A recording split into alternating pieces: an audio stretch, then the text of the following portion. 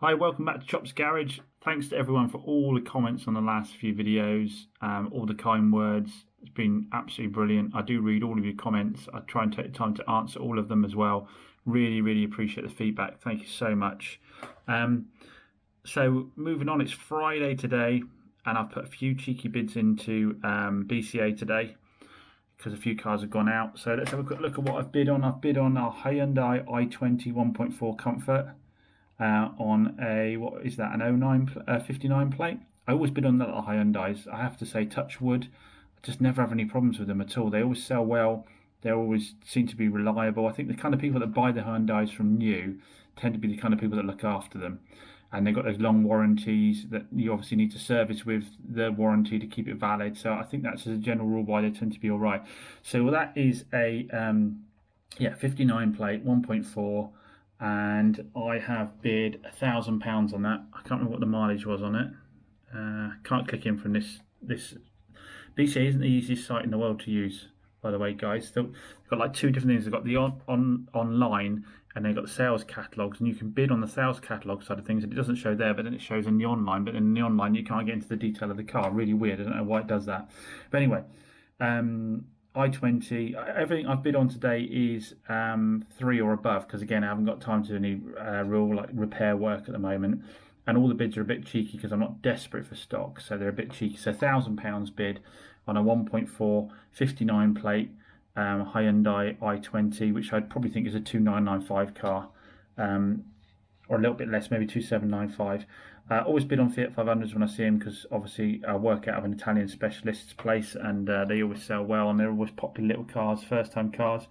I've bid on a 58 plate one, 1.2 pop. I think this has got 100,000 miles on it. It's a pop, which is a base model. I've bid £800 on that one. I've got a Toyota Yaris 1.3. I haven't done a lot of Yarises, and I still haven't finished the other one yet, have I? This is a 58 plate. £1,100 I've bid on that one. They tend to be worth a little bit more, the Yarises, the Toyotas, than other stuff. Then we get into some cheeky bids, which I just saw them and I thought, make the channel a bit more interesting if I win them. Bit of fun for me to burn around in, as if I haven't got enough toys already. But I saw this at a 9.5 2.3 hot air. I mean, those engines are ballistic, aren't they? They're proper quick cars. I think it's done 130,000 miles on a 57 plate, but a cheeky £400 bid in. It's one of those bids where don't care if I win it or not kind of thing. If I win it at that money, it'd be a bit of fun, wouldn't it? Then Maserati Quattroporte, saw it in there. So 2005, it's got a year's MOT. It had a mechanical report saying that nothing was shown wrong with it at the moment. I guess that doesn't mean an awful lot though, does it? They're getting so cheap, these Maseratis, and obviously again working out of an Italian specialist, I could probably get away with selling that out of here where I couldn't get away with selling other high performance cars. 3,600 is what I put the bid in, very, very low. The way I see it is if it turned out to be a dog, it'll be worth that in parts. So I had a cheeky bid on that. Another little Hyundai. This only had 15,000 miles on it on a 13 i10. They sell really well, the little i10s. Again, if you want to start out with something easy, little Hyundai i10s as a general rule, pretty bulletproof little cars that sell really well. You don't have to put a lot of money into buying them. They're a good little car to go for. So Hyundai i10, I only put a bid of 2,100 in it. The system says it's worth like £3,500 or something because of the stupidly low mileage. But in my experience, if your 2013 car is £1,500 more than somebody else's 2013 car, even if that's got 60,000 miles and yours got 15,000 miles, doesn't mean you're going to get the money for it. So I don't bid particularly higher on low mileage cars. That's my experience anyway. Again, I'm not a dealer who can sit on it for months on end and hope the right person comes along. And then the final one, I bought a little I bid on a little convertible Fiat 500 1.2 lounge. Again, Fiat 500s, I sold loads and loads of Fiat 500s. 2010, I can't remember the mileage, and I've only bid £1,800 on that because there's always a risk with those, because it's a convertible one, the hood's a bit tatty. So I will update you on how I get on with those bids today. I didn't bid on anything else. I'll update you on those bids today and tell you how I get on. They're all, like I say, cheeky bids. They're all low bids. They're the kind of bids where you think I'll stick it in there in case somebody else, everybody's asleep in the auction or something, and you might get a cheap win, because like I say, I don't desperately need the stock at the moment.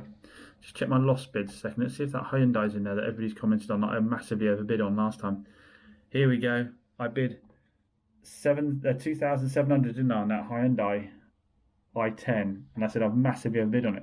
Well, somebody outbid me by 50 quid, thank God. By just 50 quid they outbid me on. If you want to have a look at what the other ones went for, I bid on that Ford Fiesta, didn't I? I bid £1,700 on that 2011 Ford Fiesta. It went for 2,450. I think it's only about £3.5 car, so you've got £1,000 in it. You've got to get it delivered. You've got to pay the fees, so you're not going to make 500 quid on that car. 1.2 Polo on a 2009. I bid £1,300. Went for 1,650. And then the last one, I bid on that, a cheeky bid on that MG, didn't I? I hadn't seen one before. I was a nervous bid on it. I didn't put much on it. It was a 2013 63 plate. I bid £1,800. It went for 2,400, which is probably where it should be. I've just never sold in those before, so I wasn't confident what the sort of value was.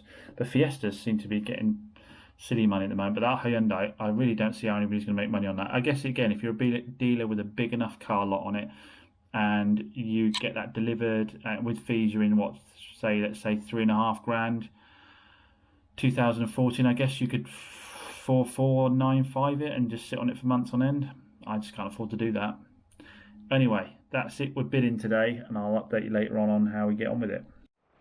So today I'm back on the Bravo. I've got the plastic pieces to fit it together.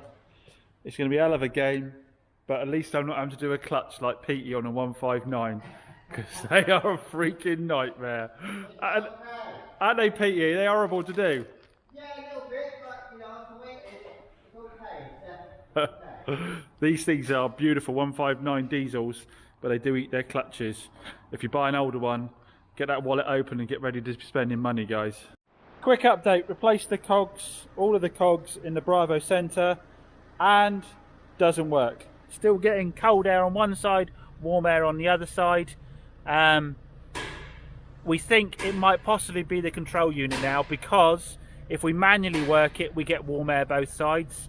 If we test the motor works fine, so the only component left is the control unit.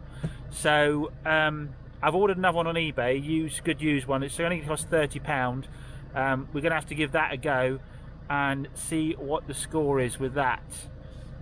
So I'm not sure I am having a better day with Pete on the 159. Onto the mismatch little Suzuki today, little Suzuki Alto, that I was going to do the paint on. But first of all, I wanted to check this airbag light. I was hoping it would go out. I put a fresh battery in because the battery was flat. I was hoping it would go out with a new battery, but it hasn't. I'm coming back with historical codes for driver side impact sensor circuit open and passenger side impact sensor open. I've had a look online, and there's little impact sensors either between I think it's on the front leg here of the car. So I need to get the wheel arch liners out and have a look behind for them both to be out.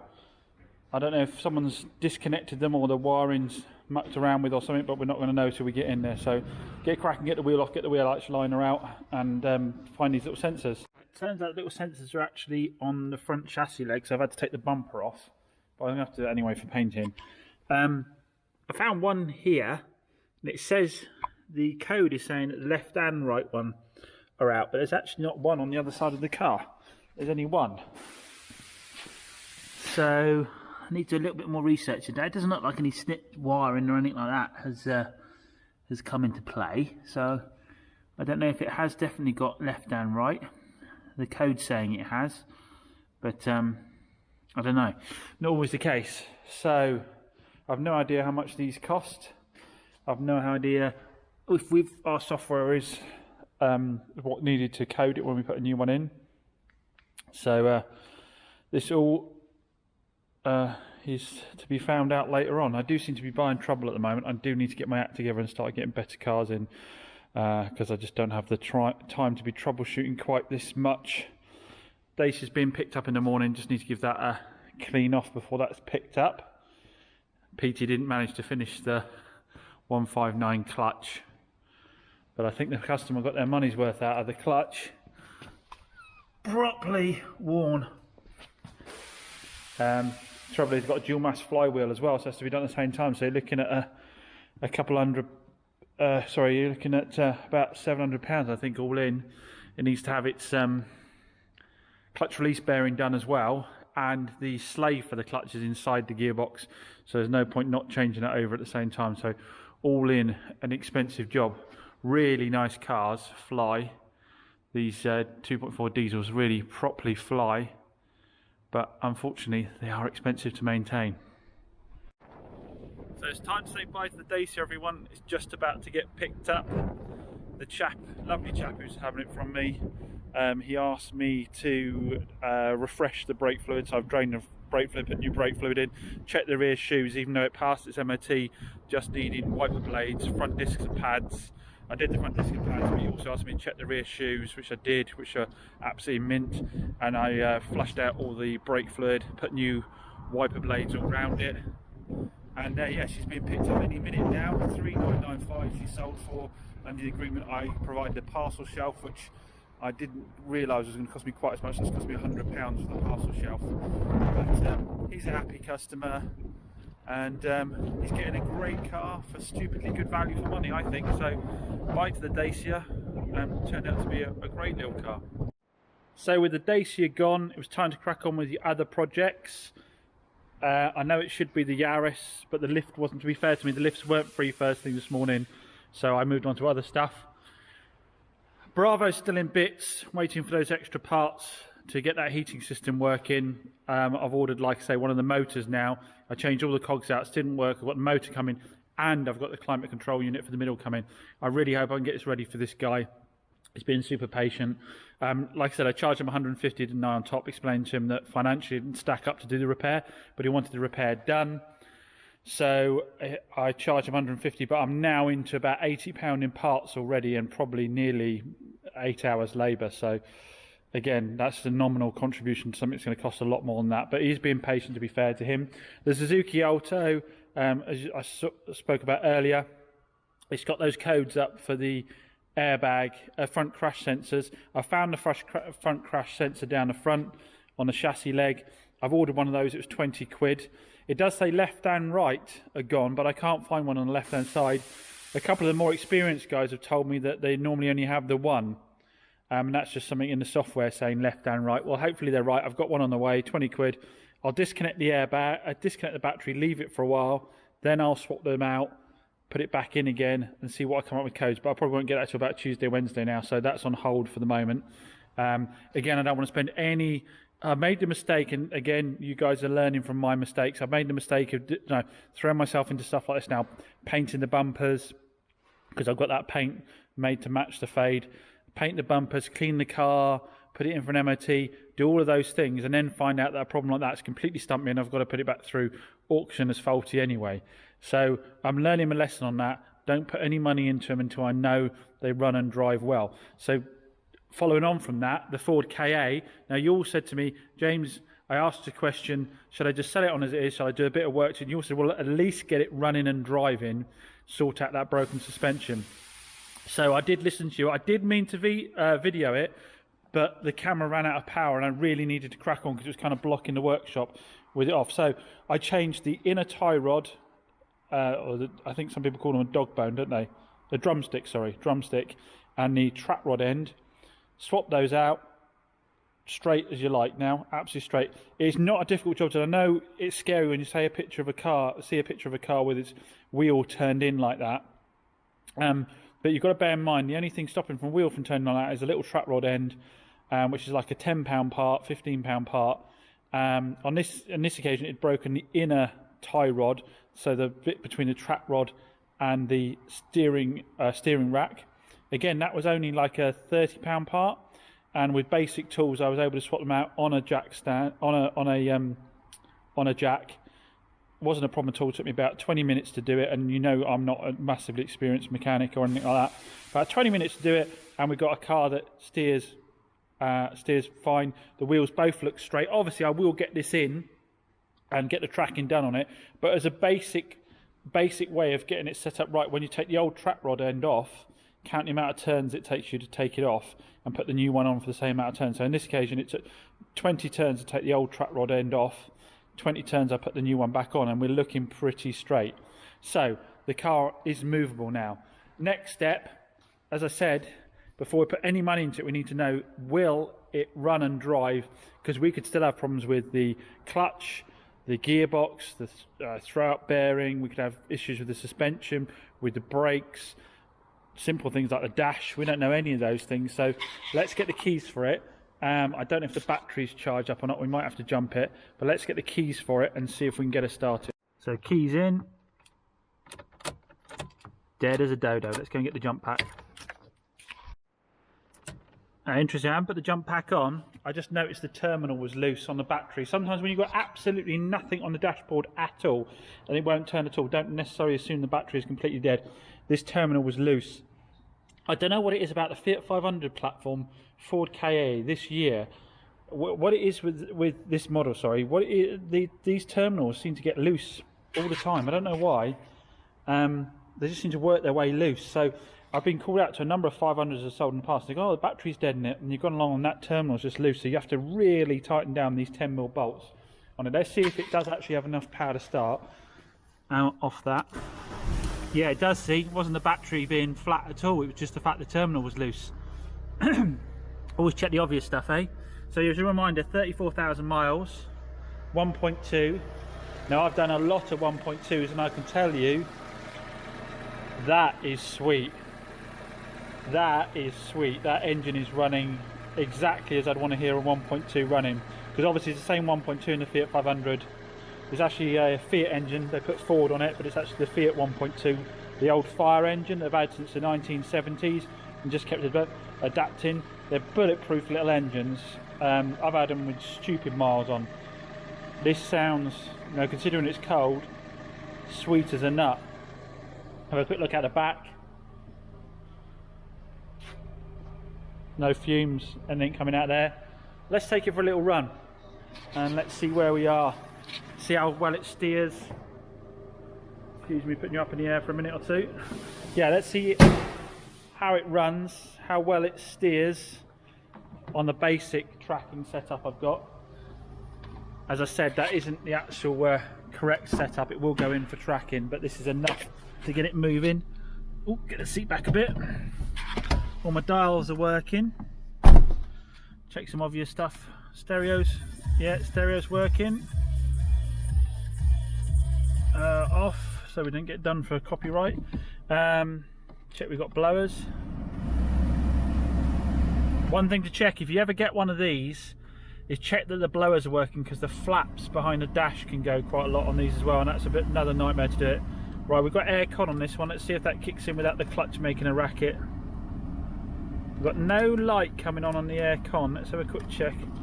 It isn't a setting thing. Oh, there it comes on. So we've got a light on the aircon. Let's turn the flaps on. Point it at myself and let's see how cold it feels.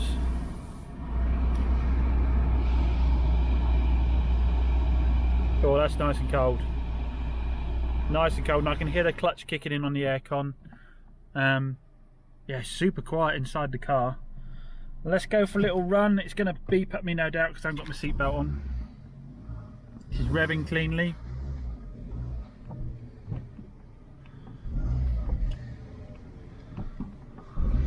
Right, so what we want to do now is we want to check that we've got decent clutch, decent gears. So obviously the clutch has kicked in fine for that reversing. Yeah, about midway for the clutch. Yeah, no slippage.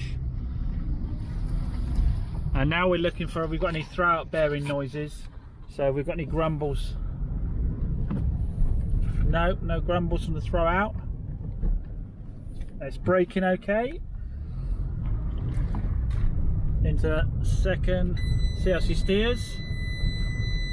I'm letting off the steering wheel and she's steering straight, so doesn't look like there's any other suspension component problems at all. I'll just put the seatbelt on so it doesn't make that racket and you guys can hear what's going on. So we steered it straight there, let go of the steering wheel, and it still kept tracking straight. It's not pulling left or right. That's a good sign. That I didn't think any other suspension damage was done, because I had a little look at the lower arm and it was fine. So get up into third, fourth. Yeah, gearbox is fine. Gearbox is fine. Now I've driven tons of Fiat 500s and Ford Kas. Here's a speed bump. Yep, this is a good one. I mean, I expected it with 34,000 miles, but this is a very good one. Not a knock or a bang from the suspension. Normally, these can be knocky little buggers. The top mounts go, lower arms go. She pulls away nicely. Oh, this is a nice one. There's a bit, when you've driven loads and loads of them, you can get in a car and go a few feet and you can tell the difference, especially with the speed bumps and stuff. You can tell the difference between the best ones, the mediocre ones, and this one's a good one. This one's a good one. So it is just the bodywork then. We just need to get the bodywork done, and this will be a cracking car for someone. So what I'd like you guys to do is comment below if you were going to sell it now as a runner driver as it is, but needs the bodywork doing, what would you ask for it? So it's a 2013 with 34,000 miles, so on as a repairable car to sell on to someone to repair as a project. What would you charge? What would you expect to pay for it, or what would you be putting it out for? And then on the other side of the coin, if I was to do the repair, put the new wing on it, the new bumper, and paint it all so it all matched up well, what would you then pay for it? So comment below, let me know, what would you charge for it in its current state, so running, driving, but needing the headlight, the wing and the bumper, or what would you expect to charge for it? What would you think was a reasonable price for it repaired, so sold on as a Cat N repaired 2013 with 34,000 miles? Comment below now, because obviously a car is only worth what people are prepared to pay for it, so I need to know how much, and compare the amount of time in both offerings as to whether it's worth doing or not. So is it worth my time between what people would pay for this repaired and what people would pay for it as is? Now, so my 2 pennies worth, I would say 2,995, painted, done, new MOT, all colour matched, 2,995 I'm thinking. As is, with the repairs that need to be doing, 1,500 quid. I say £1,500, because someone can go along, buy all the panels, probably be in it for, if they bought all the panels and put it for an MOT, they'd probably be in it for £2,000, so they make £1,000 saving. It's got nearly all new tyres all the way around. So yeah, comment below, let me know what your thoughts are. So next step will really be guided by that, whether we start getting parts in and get the paint done, or whether we just sell it on as it is. I've only ever done that once. I got a Alfa Romeo 147 Ducati Corsa, which if you're an Alfa nut, you'll know that's a popular model, a specialist one, and it had a little bit of front damage, and I just didn't do the repair and I sold it on as it was. But I've never sold one totally unrepaired like this. I know a chap that does, and he just marks them up a few hundred and sells them on exactly as they are, and doesn't obviously have any worries about warranty and all that kind of thing, because it's going out to be repaired. But yeah, give me your feedback, let me know what your thoughts are. What would you pay for it as it stands now? What would you pay for it done? So quick update on those Bca bids I did the other day. Have a quick look. I think it was Friday I bid on these, wasn't it? So firstly, the Fiat 500 convertible that I bid on, like I said, I was a bit cautious because of the hood. 2010, I bid £1,800 on it. It went for £2,900, so well over above what. So someone's going to need to be asking £4,000 or so for a 2008 500C. Not me. Hyundai i10 1.2. This had the stupidly low miles, didn't I? I said it didn't necessarily make a cheaper car. It went. I bid 2,100. It went for 2,850. As I said to you, there's probably a dealer out there who can stick that out for 3,995 on their forecourt, maybe even 4,295, and sit on it until the right buyer comes along who's obsessed with low miles, which some are, and he'll probably sell it. So fair play to him. But you know, I can't sit on cars that long and wait for that perfect person. I bid on the Hyundai i20, didn't I? 1.4 Comfort on a 59 plate. I bid £1,000. That went for 1,300. I mean, again, you could probably 2,995 that. I forget what the miles were on it. So that's not a bad price. With your fees though and delivery, you're probably going to be into it for about £1,700. So it'll leave you about 13. So that isn't I could have gone a bit higher on that one. That's probably not too bad. 1.2 pop, 58 plate, 1.2 Fiat 500. I bid £800 on it. It went for 1,000. Yeah, I mean you can get 2,995 for a 2008 pop if it's the right. If it's the right. The trouble is it's not a lounge, it's a pop, which is a really basic spec, and they take a little bit longer to go on. Then there was the cheeky bids I had. Now look at this. That Maserati was a 4.2 V8. I think it was a 2005, wasn't it? It just had a service. It had 12 months MOT on it, and the only fault it had the mechanical report, and the only fault it was coming up with was the LCD screen playing up a bit. It was cut halfway across. I bid 3.6, which was super cheeky, but to be fair, 5.6 was still a bargain, I think, to get yourself in a Mazda. 5.6 for one that's got 12 months MOT on it. And did come with a mechanical report, so you got some form of idea that it runs. I thought that was a bit of a bargain. That perhaps at a time when my channel gets a little bit bigger, that's the kind of thing I can, or I get more space. That's the kind of thing. Space is more an issue really than the money side of things, to be honest. Kind of thing I'd have kicking around, and you could experience via my pain whether a buy like that is worth having or not. Then there was the little Saab, oh not little, but the Saab 9.5 2.3 hot aero.